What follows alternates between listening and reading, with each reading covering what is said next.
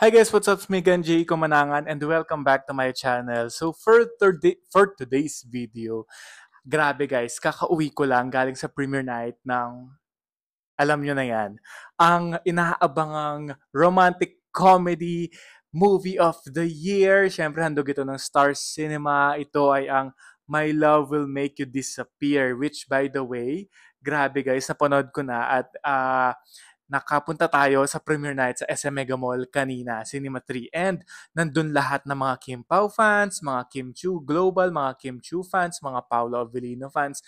Ang lala talaga ng SM Mega Mall Cinema 3 kanina. Like, oh my goodness. Like, super hiyawan, super supportive talaga yung mga fans. And super, kudos to the team of yung nag-arrange sa premiere night, syempre Star Cinema, no? Ang galing ng pagkakagawa ng yung flow ng premiere night, napakalinis, organized. Kasi 'di ba yung kami media, dito kami sa gilid lang sa spot, which is gitna siya nung red carpet na naglalakad yung mga artists and yung malaking tarpaulin ng poster, so dun sila magpi-picture-picture. So, kumbaga na-access namin yung tatlo and also yung last, yung stage naman. So, it was like very kumbaga as a media, nakasasakop mo lahat. Tsaka yung mga may umiikot na 360 na video. So, it was talagang napaka-managed and yes, napakaganda. So kudos to the team and syempre Star Cinema na yan. Alam na nila kung paano gumawa ng mga or mag-manage ng mga premiere night. So yung mga fans nandun talaga, like napakaganda yun. Of course, yung Julie's Bake Shop, nagpa-games pa siya. Like 10 lucky people na may Q&A about Julie's. Syempre, ina-endorse ito ni Kim Chu. So may pa-gift package sila ng mga wow, mga goodies, um, mga Julius ang sarap kaya nun, lambot, tsaka napakasarap. Yun. Anyways, di ba nandito tayo for a movie review. So, yes. So, ito yung ticket kanina. So, yeah, My Love Will Make It Disappear, premiere night, March 25. And yung, alam mo parang invitation siya ng wedding. Wedding invitation, which is nakita talaga natin ang dalawang ito nung naglalakad sila sa purple-pink na design nung aisle. Parang aisle yung red carpet eh. Napakaganda nila, napakaganda na ng tignan. Parang, wow, perfect couple. Parang, kung couple na talaga sila, parang, grabe, sana all. Parang ganon. Parang mapapa-POV ka na, ang saya-saya naman, sana mahanap na yung parang masaya ka kapag nahanap mo na yung the one, 'di ba? Which is kitang-kita mo naman yung mga off-cam moments nila na ang saya-saya nila, happy, pero alam mong kabang-kaba sila because first ever nilang mapapanood ito with the fans and also the guests. So yeah, it was a star-studded event. Nandun lahat yung mga cast and nandun din sina Bella Padilla and Angelica Panganiban, 'di ba? Ang Becky na nila riot na trio tandem nila na mag-best friend itong si Kim Chiu. So, yan, napaka-highlight din yun. Tapos, ayun. So, yeah, pinashare ko lang sa inyo yung parang glimpse lang ng red carpet. And this is the ticket na kanina. So, yeah, I will keep this as a souvenir. So, let's start na sa ating movie review. So, yeah. Grabe, nasa cloud 9 pa rin ako ng kilig dahil ang ganda-ganda talaga. Okay, so My Love Will Make You Disappear. Doon pa lang sa title, alam nyo na yung kwento is parang, nakita na rin naman sa trailer na kapag umiibig daw si Sari, which is played by Kim Chu, um, nagmamagic, nawawala sila. Ganun. So, ganun naman na talaga yung kwento. Nakita talaga natin yung flow kung bakit ganun. 'Di ba? So, yung story, ganun. Okay.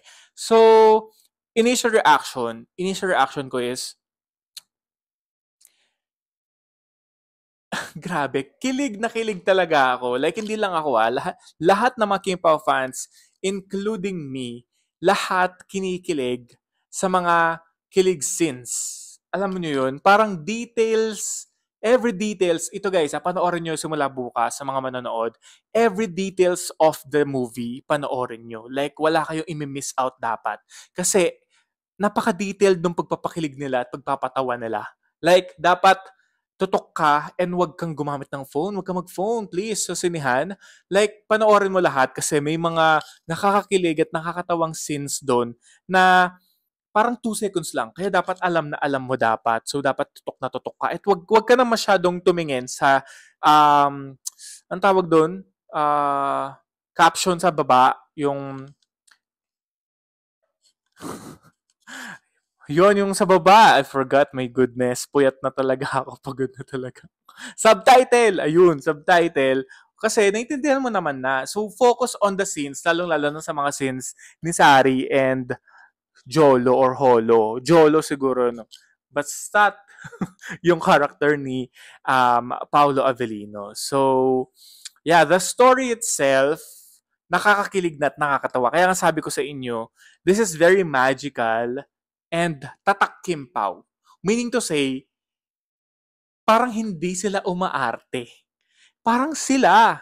Parang sila yung gumaganap, played as Kim Chiu and Paolo. Kasi si Paolo, yung character niya doon, parang napaka medyo nonchalant and at the same time, parang laging may problema. Alam po, yung mukha kasi parang hindi ngumingiti, ganun. Eh, di ba si Paolo very serious siya, ganun. So, parang hindi nalalayo. Tapos si Sare naman, si Kim Chiu, parang napaka-jolly niya, yes, positive lang, go, go, go, kapag may problema, ano lang, go na, di ba? Parang ganun.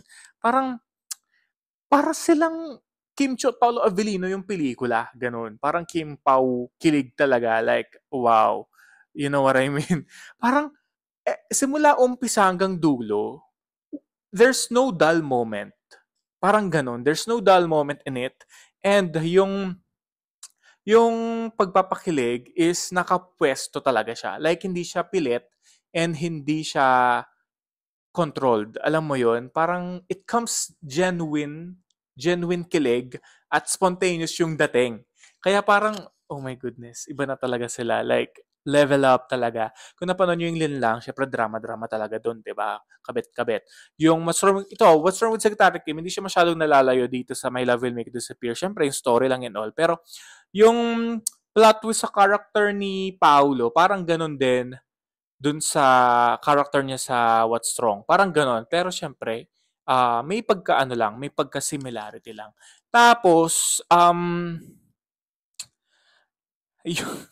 Kasi alam mo yung parang wala na akong masabi kasi lahat, baka kasi may ma-share ako na kwento or scenes doon. Eh, ayoko.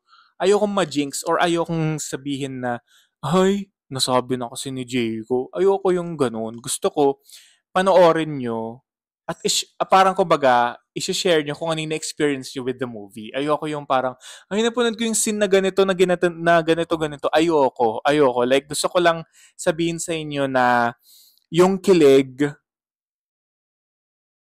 like, siguro kahit sinong tao, kahit all ages, kikiligin ka kasi rated PG pa yun. Rated PG to.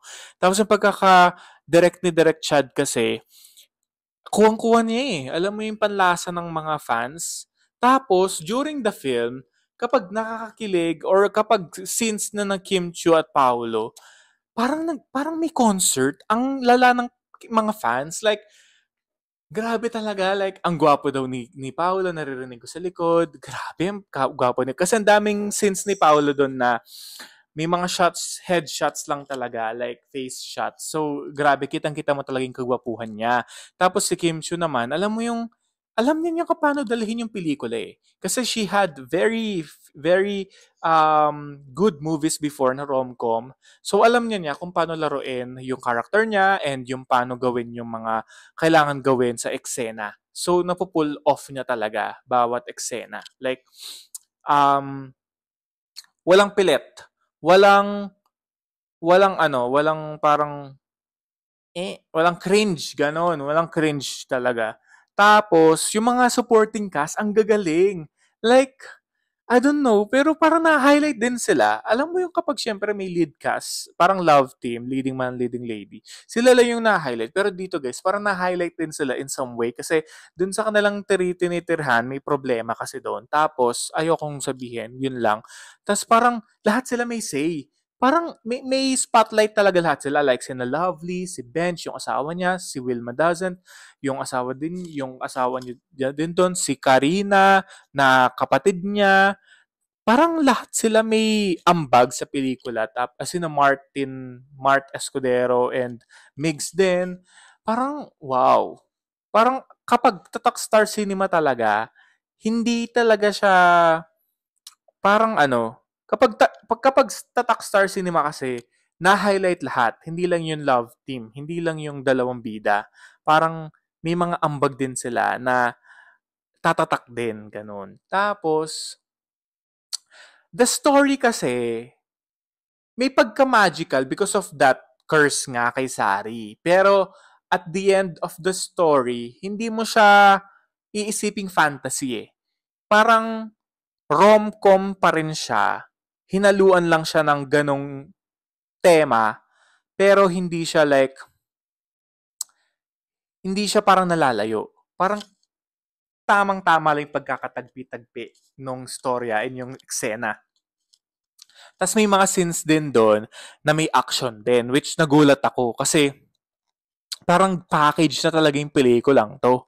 Parang alam mo yun, may action scenes din doon, pero cute lang, 'di ba? Tapos um meron ding special participation doon, panoorin nyo yon kasi ang ganda rin ng eksenang yon.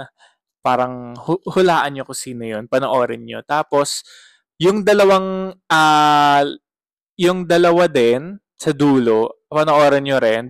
Special participation lang. Sina JM tsaka Fiang. Panoorin nyo kung anong ginawa nila doon. Kasi, ang cute lang din. Ang cute lang. Very cute silang kanilang eksena doon. Tapos, si Melay talaga nakakatawa din doon. Kasi siya si ano, 'di ba? Siya yung voice nung Cookie. Voice ni Cookie. So, yeah, I don't want to spoil too much. Baka kasi pag nasasabi ko, ang pwede ko lang sabihin is that this movie is a feel-good movie that tackles about how to love, how to be loved. Tapos, paano ka mahalin? Paano mo malalaman kung mahal mo na yung tao? And marirealize mo kung paano umibig, kung gaano kasarap umibig at magmahal. 'Yon. Tapos ano lang, talagang kikiligin ka. Ayun. Talagang alam mo yung matatawa ka tapos ilang scenes lang kikiligin ka. May drama din. Grabe talaga. Inikot-ikot talaga tayo ni Direk Chad tsaka ni Mr. Prime Cruz because of the story, no? Talagang, wow. Kudos to the team. My love will make you disappear. Maraming problema before. Maraming mga pero na-patches naman yan with this feel-good, amazing, wonderful film. Siyempre, ni na Kim Chiu at Paolo Avellino dahil bukas na guys, mapapanood nyo na ang My Love Will Make You Disappear, which add ko lang, yung theme song talaga ni Maki. Ang galing, ang ganda na pagkakalapat niya doon sa, syempre yung original scene, syempre yung original song kasi, yung kilig-kilig nila. Tapos yung, ito pa, may pagka-K-drama din ng atake ng mga scenes. So, grabe, slow-mo. Ganon. Tapos, ang ganda rin ng slow version nung Dilaw. May in love ka talaga sa song. So, congratulations, Maki, for this OST, no? Talagang bagay na bagay dito sa first ever movie ng Kim Pao. So, dag ko lang, no? May scene kasi doon na lahat nagulangtang talaga. Like, ang lala. Alam mo yon, parang may eksena na rin sa What's Wrong with Secretary Kim. Pero ito guys, overload. Alam mo yan. Alam nyo na yan. So, panoorin nyo na yan. Kasi I'm sure, highlight din yon sa movie. At saka yung dulo, guys, yung dulo. Kasi parang, okay, tapos na. Pero hindi. Parang hindi na umaarte si Kim Chu dun. Parang okay, okay pa, go pa, naka-roll pa. Parang ganun. Ay naku, tas si Paulo naman, siyempre, okay din. Ganon. Basta't guys, panoorin nyo. Panoorin nyo talaga yun. So yeah, My Love Will Make You Disappear guys, bukas na. I mean, mamaya na. Mamaya na guys, in cinemas nationwide. Worldwide premiere na rin. So, yayain na yung barkada, pamilya, loved ones, mga jowa mo, asawa mo. Ayan, panoorin nyo na to because feel good talaga siya. And, um, ano tawag dito? Lalabas kayo sa sinehan na masaya, parang nawala yung stress sa buhay nyo at masasabi niyong masarap ma-in love. So this has been Jay Kumanangan TV. Thank you for watching. Don't forget to like and subscribe. Panoorin niyo na.